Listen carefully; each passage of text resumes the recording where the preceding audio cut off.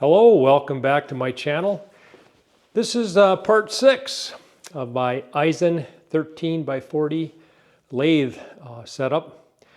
Last video, part 5, had my vibration issues, and I wanted to show you what I did to fix these issues. I did several things, so here we go. Let's take a look. Main issue, I think, was actually right there. If you look, I added a piece of conveyor belting between the motor and the motor base.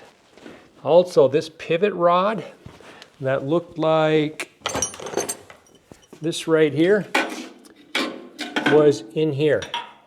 I removed that, and I actually put bolts in here, one in here and one back there. 3/4 inch bolts, actually are really close to that metric size. I had to grind one side of the head off so it would get by the casting here, and I actually had to drop this whole motor down a little bit so I could get at it. Then I had to go longer bolts here, of course. So I did that. In doing that, I reached my max length here, but it's still good. I've got good tension on the belt.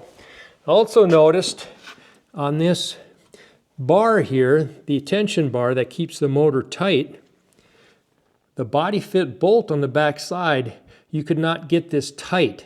It would rattle there or vibrate. So I put a washer that had a hole bigger than what this body fit was back here. I put a washer back here. So took care of that issue also. And then I bolted the chip pan, probably the biggest out of all things. Bolted the chip pan down in 4 places on the headstock and 4 places on the tailstock. And I believe that was, but it's a different machine. Check it out.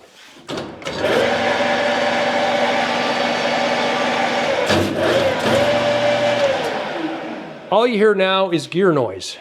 You're hearing this gear noise right here. There is some vibration in the pan, and what I might consider doing, this pan is just really light gauge.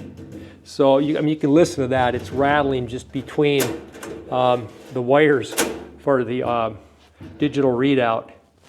So I might even put a piece of angle iron down here between here and here to stiffen that front and back, but it's so much better. No vibration. You don't see the chips vibrating around anymore. So I am very pleased how that turned out. Took a little effort, not a big deal. I actually had a hole punch to cut the rubber out there. So there you go. So now it's, I'll put the pan or the guard back on the back of the machine and start making some chips pretty soon. Waiting for some tooling to show up. But outside of that, thanks for watching.